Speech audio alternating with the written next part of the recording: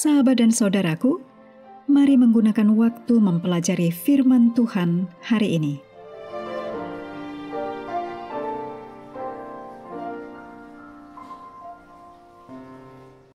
Hari Jumat tanggal 17 Oktober ini merupakan bagian pendalaman dari judul Peringatan Kasih Karunia.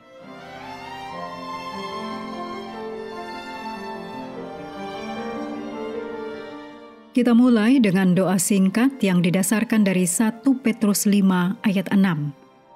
Karena itu rendahkanlah dirimu di bawah tangan Tuhan yang kuat, supaya kamu ditinggikannya pada waktunya. Amin.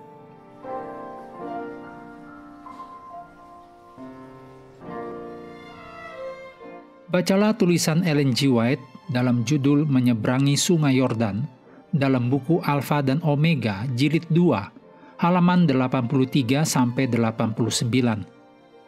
Berikut ini komentar Ellen G. White dalam buku The SDA Bible Commentary jilid 2, halaman 994. Pelajarilah dengan seksama pengalaman-pengalaman bangsa Israel dalam perjalanan mereka ke Kanaan. Pelajarilah pasal ketiga dan keempat kitab Yosua yang mencatat persiapan dan perjalanan mereka menyeberangi sungai Yordan menuju tanah perjanjian.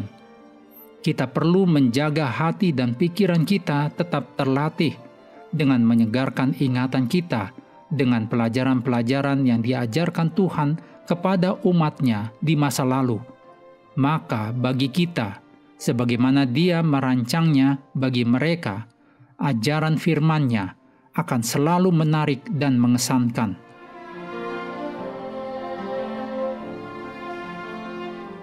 Berikut ini kutipan dari Ellen G. White, Testimonies for the Church, jilid 1 halaman 609. Israel rohani berada dalam bahaya yang lebih besar untuk melupakan Allah dan dibawa ke dalam penyembahan berhala dibandingkan dengan umatnya di masa lampau.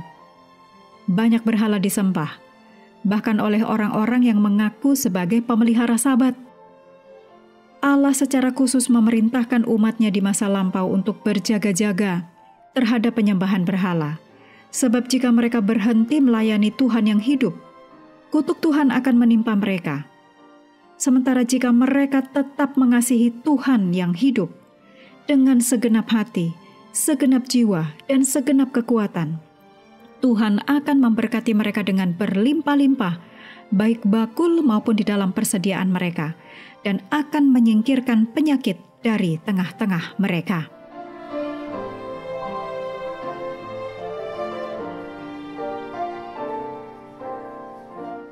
Berikut ini adalah hal-hal untuk diskusi.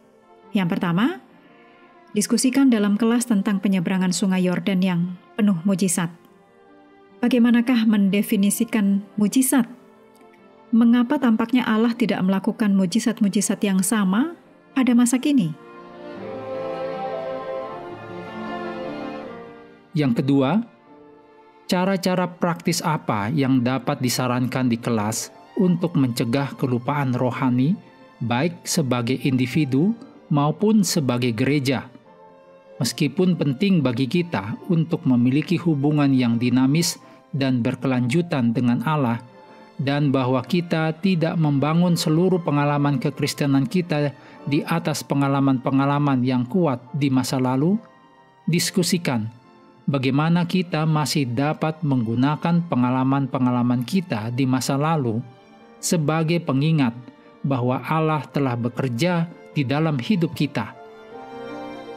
Yang ketiga, diskusikan bagaimana Sabat di satu sisi dapat menolong kita untuk mengingat campur tangan Allah dalam hidup kita, dan di sisi lain memberikan kita lebih dulu merasakan sedikit perhentian yang dijanjikan dalam kerajaan Tuhan. Diskusikan bahwa Sabat tidak hanya menunjuk kepada apa yang harus kita ingat, tetapi juga kepada apa yang dapat kita harapkan di masa depan.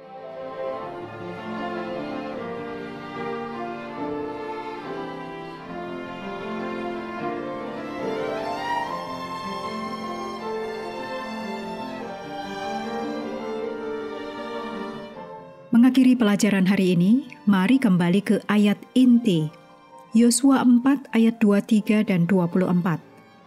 Sebab Tuhan, Allahmu, telah mengeringkan di depan kamu air sungai Yordan, sampai kamu dapat menyeberang, seperti yang dilakukan Tuhan Allahmu dengan laut Teberau, yang telah dikeringkannya di depan kita sampai kita menyeberang, supaya semua bangsa di bumi tahu bahwa kuat tangan Tuhan, dan supaya mereka selalu takut kepada Tuhan Allahmu.